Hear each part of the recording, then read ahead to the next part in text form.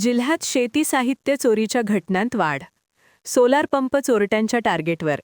पोलिसांकडून ठोस कारवाई होत नसल्याने शेतकरी वर्गात नाराजी. बुलढाणा जिल्ह्यातील बहुतांश तालुक्यात अलीकडे शेतीसाठी उपयोगी साहित्य, उपकरणे तसेच सोलार पंप चोरीच्या घटना मोठ्या प्रमाणावर वाढल्याने आधीच आर्थिक तंगीचा सामना करावा लागत असलेल्या शेतकऱ्यांची चिंता वाढलीय. अनेक शेतकऱ्यांनी यासंदर्भात पोलीस ठाण्यात तक्रारी नोंदवल्या आहेत.